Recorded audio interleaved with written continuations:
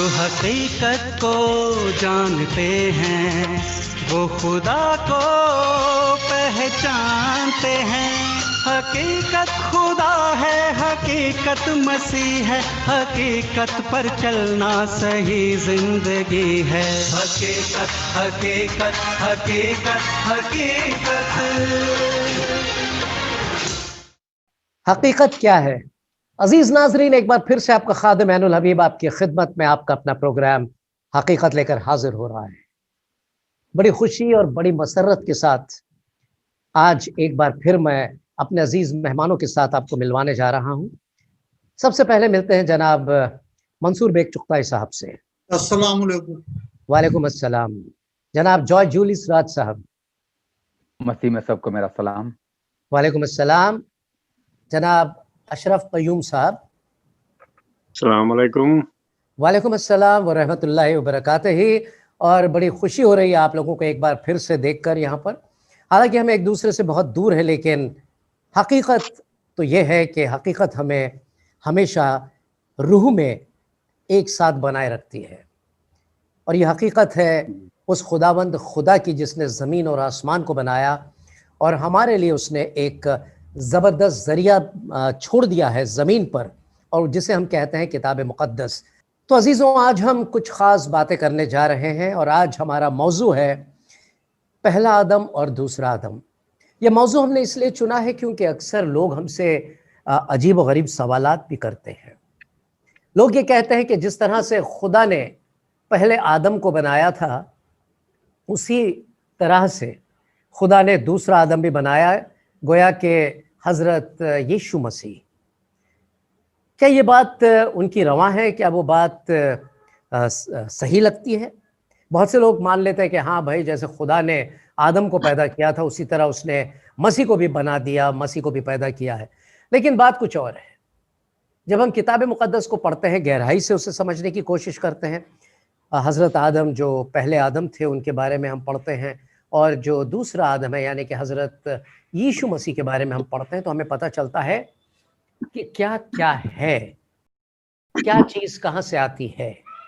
तो चलिए आज का एपिसोड हम यहाँ से शुरू करते हैं। और मेरा पहला सवाल है जनाब जॉय जूलिस राज साहब आपसे। मैं ये देख रहा हूँ आप लोगों के चेहरों को कि आप लोग सब बड़े बेचैन हो रहे हैं सवालों के जवाब देने के लिए, और ये जो एपिसोड है और ये जो मौजू है बड़ा ही दिलचस्प है और बड़ा दिल फरेब है। इंसान जब इस मौजू में उतरता है तो बहुत सारी नई नई चीज़ें उसे पता चल जाती हैं। और मुझे यकीन है कि आज आप लोग यानी हमारे जो नाजरीन हैं इसका पूरा का पूरा लुत्फ़ उठाएंगे और समझ पाएंगे कि किताब मुक़द्दस दरअसल हमसे क्या फरमा रही है और हमें क्या सिखा रही है।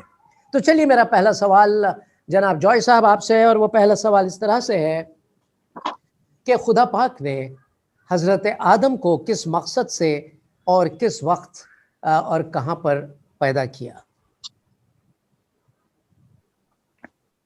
खुदा ने जब सारी दुनिया को बनाया।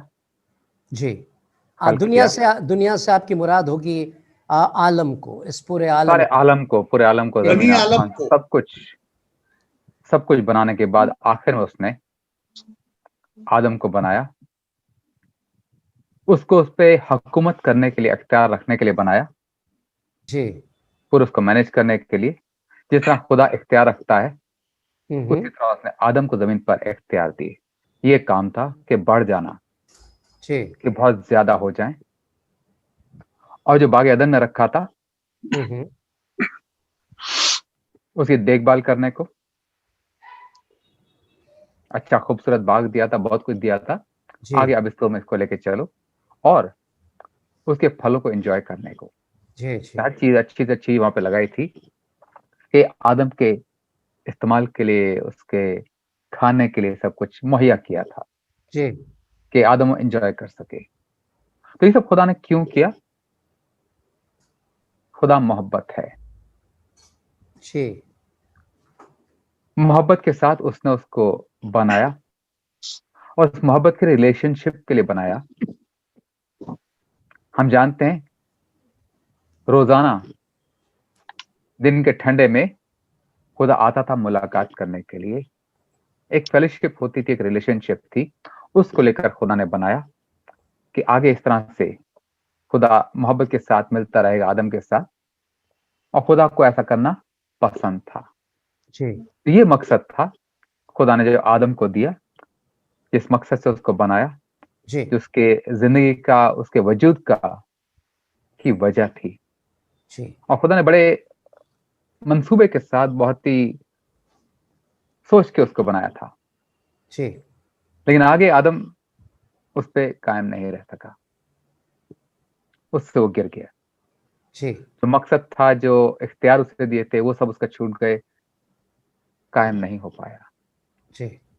तो हम सब के लिए खुदा ने मकसद रखा है, आदम के लिए मकसद रखा है, और खुदा की ख्वाहिश ये है कि जिस मकसद के लिए हमको खल्क किया है, इस दुनिया में लेके आया है, हम उस मकसद को पूरा करें। और मकसद खुदा से ताल्लुक रखता है। खुदा ने आदम को, हमको अपने अक्स में बनाया है, अपनी शख्सियत, अपनी पर्सनालिटी, बहुत कुछ दिया है। उसके मकसद को हम इस दुनिया में पूरा कर सकें। आज भी खुदा जो आदम से उम्मीद रखता था, हम सभी उम्मीद रखता है कि उसके कामों को इस दुनिया में हम पूरा करें। जी हाँ, ये तो बहुत गज़बनाक बात है। बहुत से लोग ये नहीं जानते, बहुत से लोग ये समझते हैं कि खुदा ने इंसान को बनाया कि हर वक्त उसका इम्तिहान ले।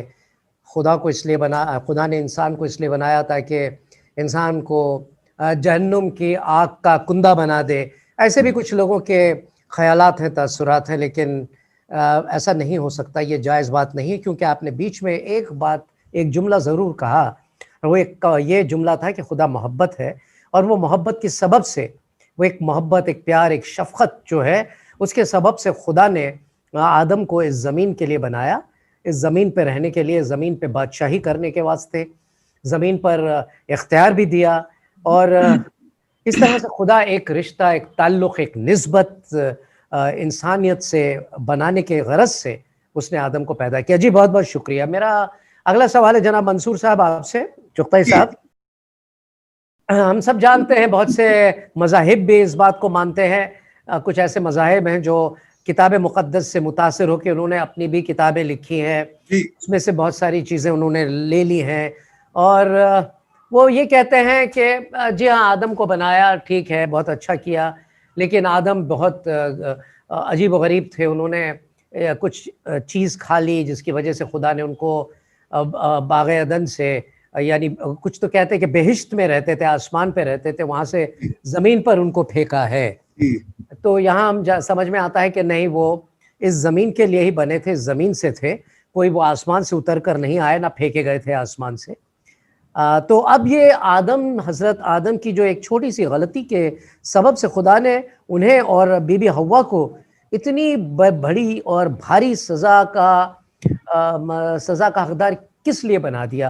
वो तो एक छोटी सी गलती थी, बस उन्होंने एक छोटा सा फल था वो चख लिया, जबकि खुदा ने कहा था कि सब कुछ तुम्हारे हवाले हमने किया है।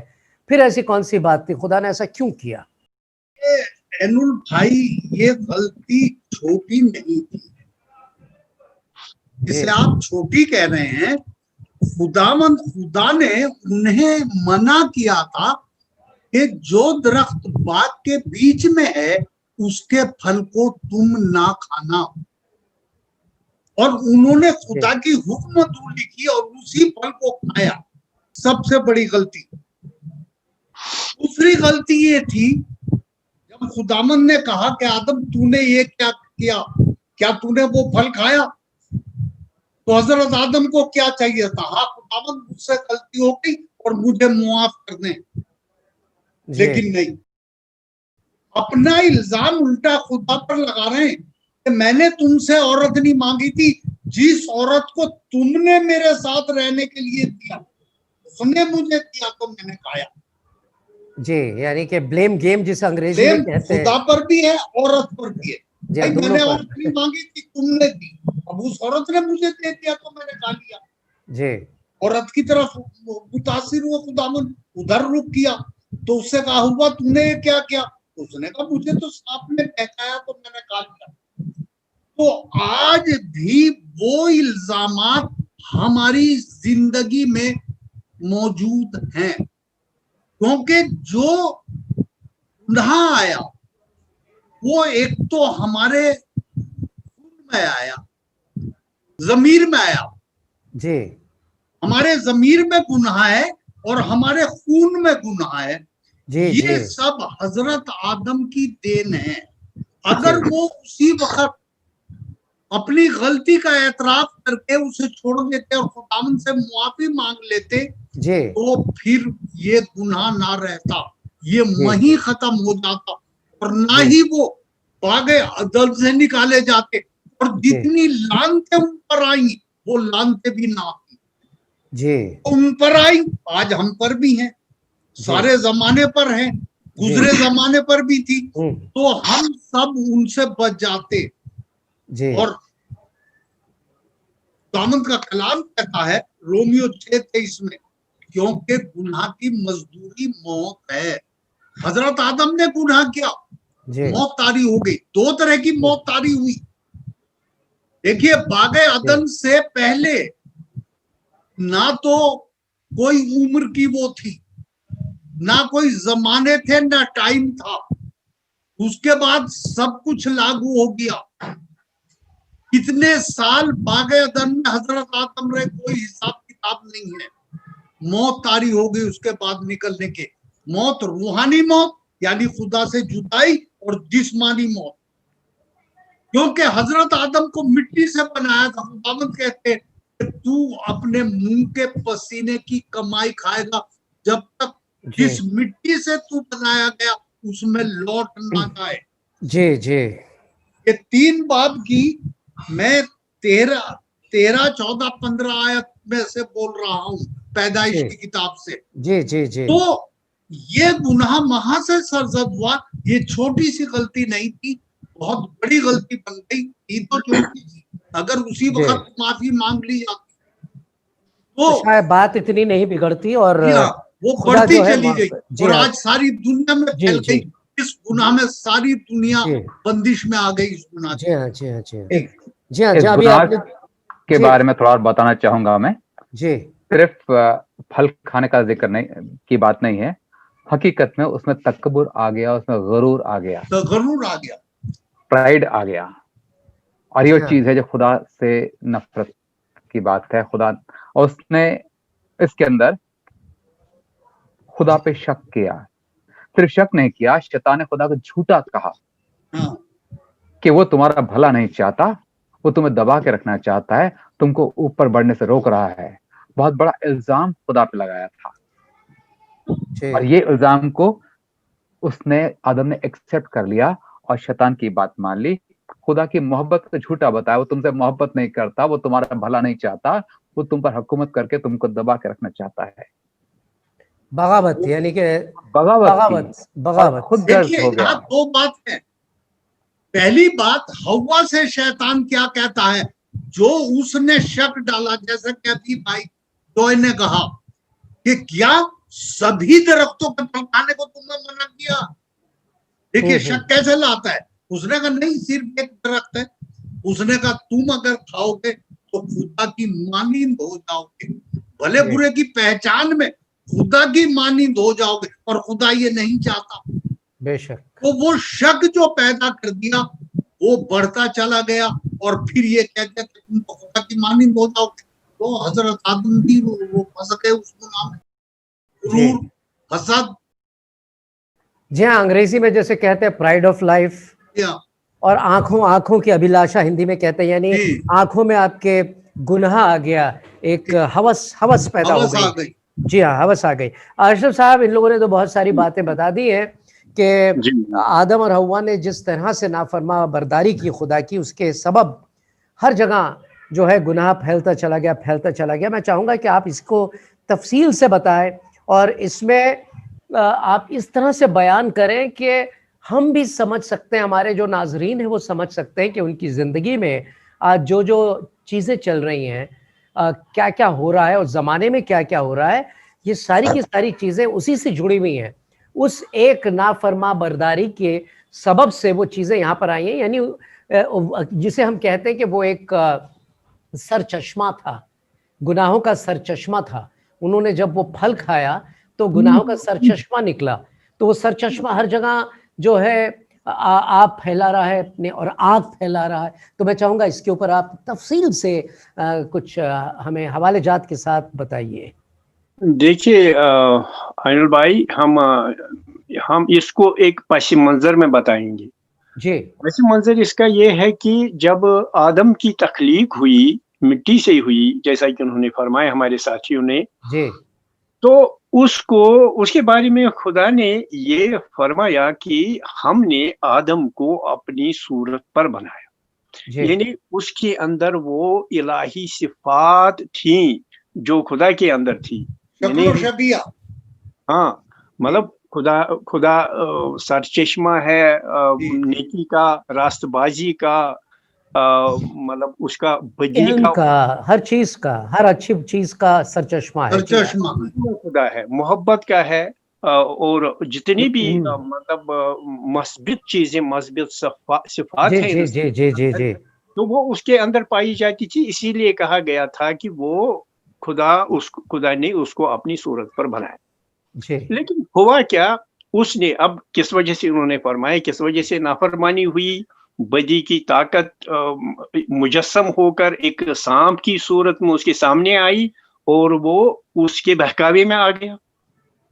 अब उसके बहकावे में आने की वजह से उससे नाफरमानी सरजद हो गई, क्योंकि उसकी जो तख्लीक थी, उसके अनासिर जो थे वो मिट्टी से थे, इसलिए मिट्टी वाली रगबतें उसके अंदर मौजूद थी, और वो आदम ने उन्हीं के सामने, मतलब वो गिव इन हो गया, यानी वो उनके सामने झुक गया, तो इसलिए उसके बहकावे में आ गया। तो इसके दो नताइज, मतलब नताइज जो इसके बरामद हुए वो दो सतहों पर हुई। एक तो फौरी नताइज हुए बरामद, और वो पूरी नताइज ये थी जैसा कि उन्होंने फरमाया कि उसको बाग अदन से निकाला गया, जहां वो हर किस्म का ऐश और आराम का सामान उसके लिए मुहैया था, तो उनसे वो महरूम हो गया। और फिर ये भी था कि उसका ताल्लुक बराह रास्त खुदा के साथ था, मुकालमा होता था, गुफ्तगू होती थी खुदा के साथ, आमने सामने, किसी मतलब राबिते के बगैर, बीच में किसी दरमियानदार के बगैर, और वो राबिता भी टूट गया। ये बहुत बड़ा एक मतलब एक ट्रेजेडी है, एक जिसको हम कहते हैं कि एक अफसोसनाक बात है, अफसोस की बात है कि उसका राबिता खुदा से दूर हो गया। इसलिए हम देखते हैं पैदाइश की किताब 3 बाब की 7 आयत में लिखा है, तब उन दोनों की आंखें खुल गई और उन्हें मालूम हुआ कि वो नंगे हैं। उन्होंने इंजीर के पत्तों को सीकर अपने लिए पेशबंद बना लिए। अब उन्हें एहसास हो गया कि वो नंगे हो गए हैं, खुदा ने उनको पैदा किया था, खुदा का जलाल उनको घेरे हुए था। लेकिन जब उन्होंने ये गुनाह सरजद उनसे ये हो गया, तो खुदा का जलाल उनसे दूर हो गया, और वो उन्होंने अपने नंगेपन को महसूस किया। जैसे कि अगर हम भी किसी के साथ कोई मतलब बुरा रवैया करते हैं, तो हम हमेशा उस इंसान से दूर रहना चाहते हैं, आंखें चुराना चाहते हैं। उसने भी खुदा के सामने, अब खुदा उसे पूछता है, 3 बाब की 8 आयत में लिखा है, और वो खुदा के हुजूर से बाग के दरख्त में छुप गए। जब खुदा ने उसको पुकारा तो वो छुप गया, उसने, क्योंकि उसके अंदर एहसास हो गया था कि उसने गलती की है, गुनाह उसके साथ। लेकिन खुदा ने आदम को पुकारा और पूछा तो कहाँ है, मतलब ये है कि वो उससे दूर हो गया।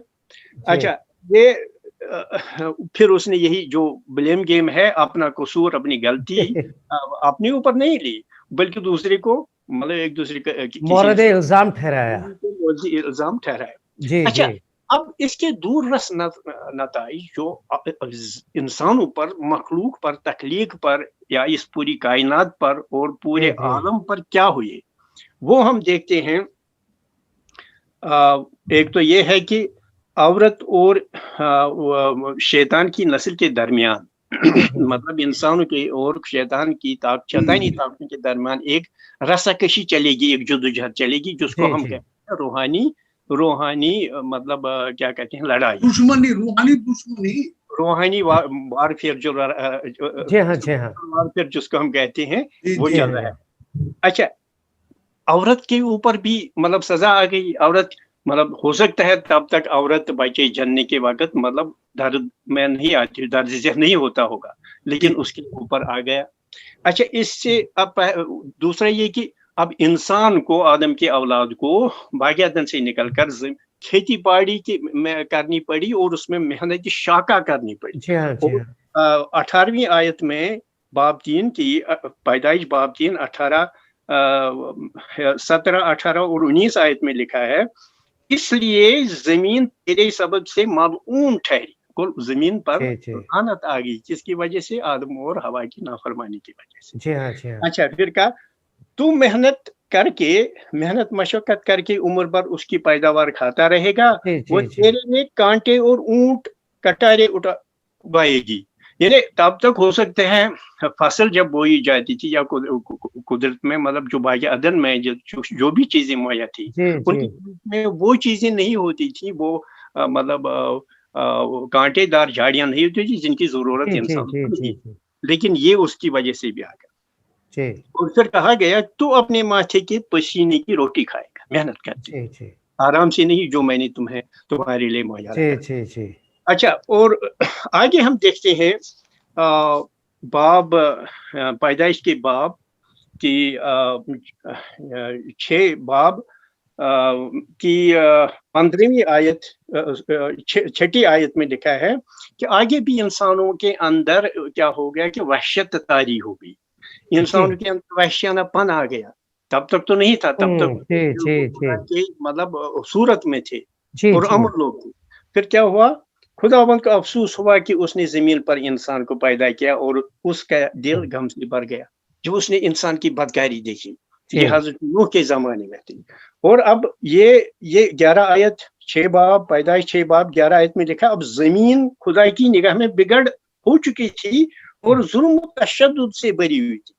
अब आप देख लीजिए, आज भी हमारे जमाने में, उस वक्त भी, आज हमारे जमाने में भी इंसान ने कितनी साइंसी तरक्की की, कितनी मतलब कहते हैं कि कितना इल्म उसने हासिल किया, लेकिन वो गिरी हुई फितरत जो आदम और हवा के गुनाह की वजह से गिरी हुई फॉलन नेचर, वो फितरत किस तरह से अपने आप को जाहिर करती है। नहीं करते हैं कि इतनी साइंसी तरक्की, इंसान अपनी अयाशी के लिए कितना सामान मुहैया कर सकता था, लेकिन सही बात है, को खत्म करने के लिए ये इस्तेमाल होता है। एटम बम, कितने हथियार इंसानों को खत्म करने के लिए मतलब इंसान ने बनाए।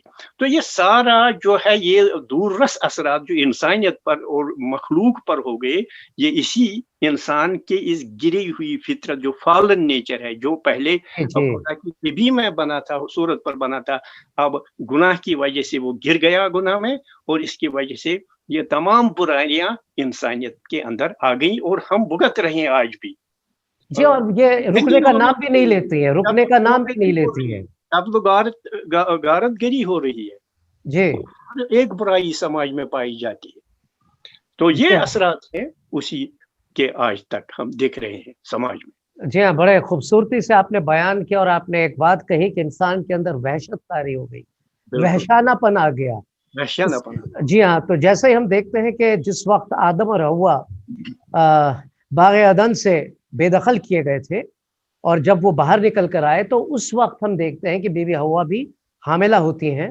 हामिला होने के बाद उनके 2 बेटे पैदा होते हैं, और ये तो एक तवारीख का हिस्सा है कि कैन और हाबिल के बीच में नाहक की दुश्मनी थी, क्योंकि एक रास्तबाज था और दूसरा जो था उसने ऐसा कुछ किया जिससे खुदा नाखुश हुआ, और इस सबब से उसने अपने भाई के साथ जो किया है, आज तक भाई भाई के साथ वो करता आया है। नहीं, जब हम इससे आगे चलते हैं, हम देखते हैं कि खुदा ने एक कौम को हिदायत दी, बनी इसराइल को चुन लिया ताकि उनके जरिए से इंसानियत तक एक बचाव की मुहिम जो शुरू की खुदा ने इंसानियत को बचाने के लिए, उसके लिए उसने सबसे पहले बनी इसराइल कौम को मतलब चुना था। तो देखते हैं कि उनके बीच में नबी आ गए, नबियों को भेजा, लेकिन इंसानियत ने ऐसी रगबत दिखाई कि उन्होंने नाफरमानी की, उन्होंने उनके खिलाफ भी बगावत की। जो बगावत का उनसुर इंसान के अंदर इस गिरावट की वजह से आया था, वो अभी तक चलता रहा। इसीलिए आगे हर जगह हम देखते हैं कि खुदा ने ये वादे दिए कि मैं एक अपना ही एक मतलब चुना हुआ दुनिया में भेजूंगा जो इन तमाम इनको इस गुनाह के इस सिलसिले को खत्म कर देगा, उसको काट देगा और इंसान की इस पर हम आगे चलकर बात करेंगे कौन था क्या था।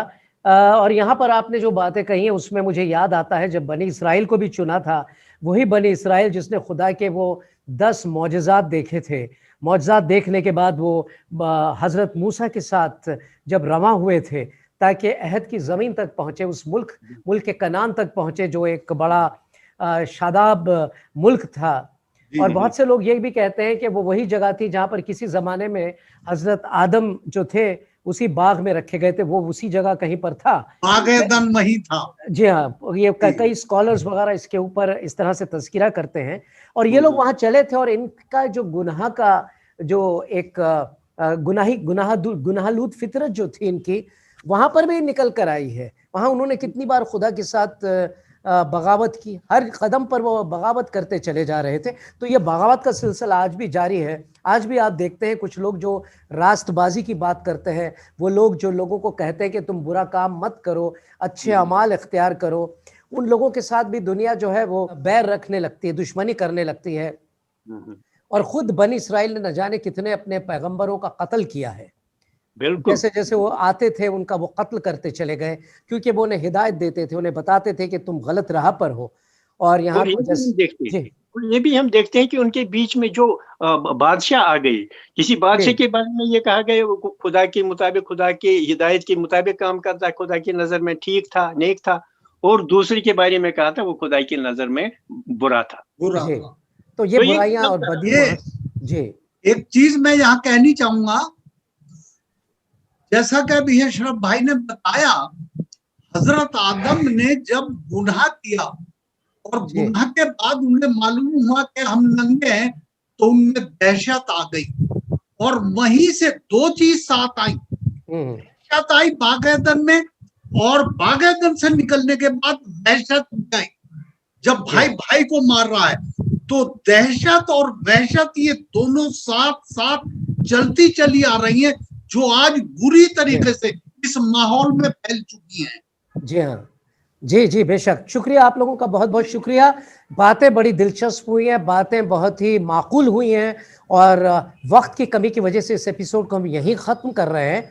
लेकिन इसी बात को हम रमा रखेंगे, इसी बात को हम आगे भी चलाएंगे। अगले एपिसोड में आप और कुछ ख़ास बातें देखेंगे उस पहले आदम के बारे में और उस दूसरे आदम के बारे में भी, जिसका जिक्र अभी बाकी है। तो अजीज़ों, हम आपसे इजाज़त लेते हैं, फिर मुलाकात होगी अगले एपिसोड में आपके अपने प्रोग्राम में जिसका नाम है हकीकत। तब तक के लिए खुदा हाफिज। खुदा हाफिज। खुदा हाफिज।